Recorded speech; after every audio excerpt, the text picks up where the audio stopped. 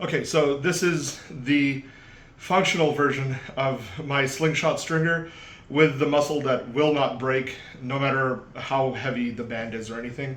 I had to make a few tweaks since the last video, but this one has a long enough deceleration section that the plastic sled can't go shooting out the front and break the muzzle. I tried.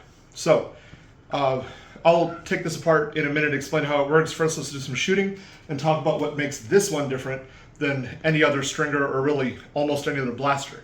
It can fire any dart, and it fires them with the tip facing inward, and they just turn around in flight. So let's do a Dart Zone Ruby. I think that's what they are, Ruby or Ember, whatever these are. So tip in first. The barrel is loose enough to freely slide. And I forgot to turn on my chronograph, so that did nothing. Let's do that again. This one works with a ramrod. In the final version, this ramrod will actually be part of a holster, so in order to actually prime it, you just put it in the holster, and then when you draw it out, it's already primed, and then you would just load and fire. The final version will also have a magazine, so it's going to automatically load, and you won't have to drop them in from the barrel anymore. So let's see what kind of velocities we're getting. Also, the final version will have a handle. People like handles, it seems. That's 166 on that one. I've been getting about mid-160s. I have a lighter set of bands that gets 130s for HVZ. 156 for that one. There is a little bit of variability. I sometimes see 150s, sometimes 170s, but generally it stays in the 160s range. 155, well, these darts are proving me wrong. I guess you'll just have to take my word for it. 165. As long as these next two are in the 160s, I am technically still correct, which is the best kind of correct. 165 again. Come on, statistics, prove me right. 162. Yeah, so there you go, majority 160s. Now, let's try these absolutely mangled darts. Wait, no, we've still got one good one left. Okay, let's do one good one. Maybe, if I'm lucky, this one will hit in the 170s. No, 166. I'll take that. All right, these darts are not doing okay. So this one, as you can see, has been pretty badly mangled. You would not want that through a sealed breech springer. Nothing that could hit 160.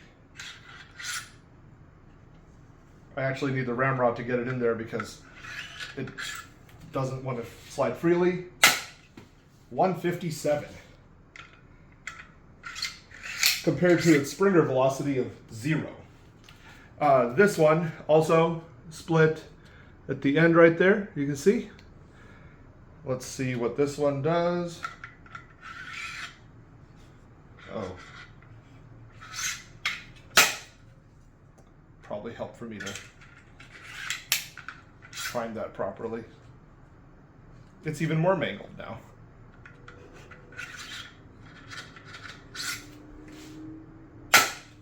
$154. And now, the thing that even flywheelers likely would not fire. Look at that. Absolute train wreck.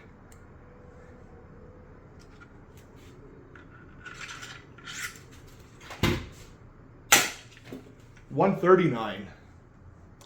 So there you go. The only reason that I don't like regular stringers is that they are very, very picky about darts. This thing solves that problem, and the darts do actually turn around in flight. So they'll fire backwards, you'll actually see them turn in the air, and then they fly pretty straight. Now, do they fly super straight? Not exactly, but I'm working on that. I'm working on something to deal with that. But there you go. There's a basic demonstration of how this works, and it's going to have a lot more done to it, but the basic theory, the platform, is sound. Okay, so let's take apart this muzzle so you can see how this works. I'm going to remove the clamps, which are what hold these bands in place. There's one up here, and then one on the other side. And I always do nuts and bolts. Well, a bolt is just a machine screw in this case. I don't like threading screws into plastic. I like my stuff to be able to come apart and go back together indefinitely, which is important because you're probably going to be changing bands a lot. So that little piece is there. There is an M3 nut right there. And the way you'd get that in is really easy. You just put that on here and you just kind of whoop, slots in. So I'm going to undo the other side. You don't have to use button heads necessarily. Like, they're not fundamental to the design. This could easily be redesigned to use different types of screw heads. I just like button heads, and I like hex screws in particular. But there you go. So the back end comes off. Now this is the sled. This is what makes the magic happen. The bands are not directly contacting the dart going down the barrel. They are coming into contact with this thing, so there is only a 3mm surface area touching them. And because it touches the dart head, it has a rigid surface to work against. Now, this could be shaped differently. You can shape it as like a cylinder, like some of my other ones were, and it fills the entire inside of the barrel.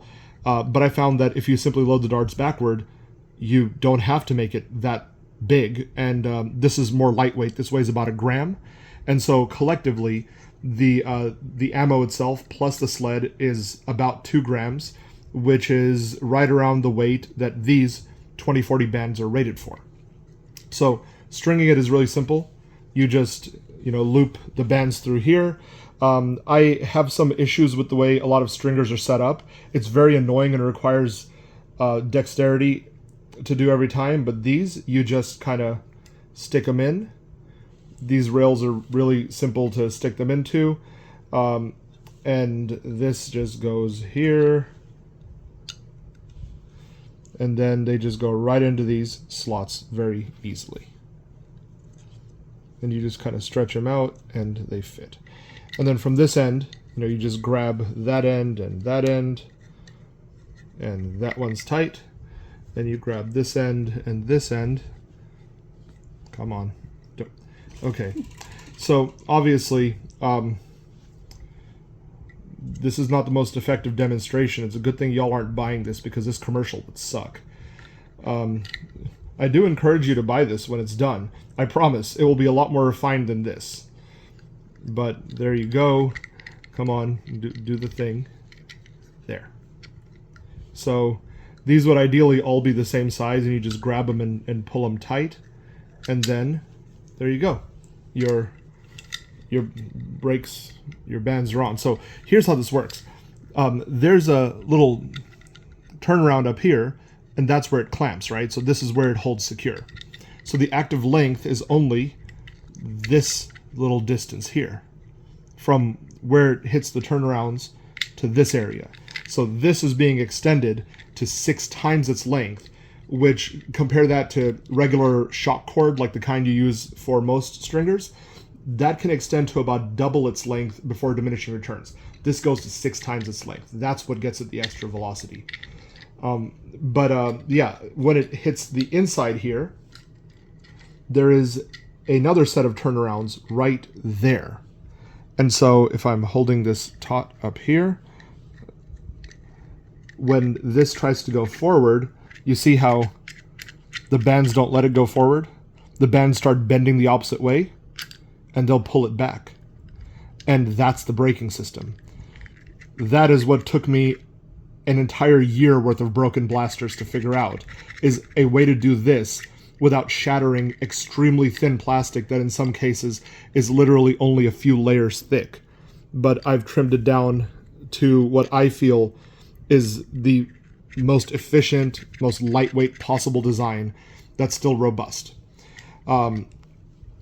Instead of using hardware as tensioners, these little guys up here are tensioners. So you can see I've got these little wedge-shaped alignment thingies. What is this? What would this be called? I don't know what it's called. They're alignment thingies. So The wedge shape kind of helps hold it in place, creates an excellent tolerance. This is all printed at 0.15 millimeter, and it stays put and it stays perfectly aligned. You cannot twist this out of shape. The clamps also clamp onto these little guys. Hold on. What? They dovetails? Yes, dovetails. That's what I am very smart, I promise. So these up here are dovetails for alignment on this axis, and then we've got dovetails on the sides to align it on this axis. And the tensioners just kind of, like hook into here. So you can see, so that's holding the back end. And then the front end is here. So these are actually the tensioners you tighten or loosen to make the barrel more or less secure. So you see, like, the nut is in there. There's a groove here, so you can easily fish it out if you need to. And so instead of having to have aluminum flat bar like the tensioners of most blasters, this idea came to me from the Lynx. So I'm not saying at all that this is like my original thing. This is all thanks to Dan and his fantastic work with the Lynx 2.1, but I just decided to do a hardware-free set of tensioners. And so it just goes in like that. It hooks into the main body here, and then you just tighten the front until the gap closes, and then this muzzle is pressed firmly against the main body with no gap in between. So one set of tensioners on each side, and that's the blaster. There is going to be a muzzle cap that completes this kind of like rocket ship motif going on. Like, it has this general shape of like tapers toward the back. It has these little rocket fins. The trigger guard is going to be much more smooth and futuristic looking. I'm going for like a retro ray gun aesthetic with the rocket prominently featured here. And then the muzzle cap will continue this into a tapering point, which will also act as the orange tip. These would be color matched, and there would be a plate on the side so that if you have an AMS or MMU, you can print nice designs and just kind of bolt them on there without having to do tons of color changes.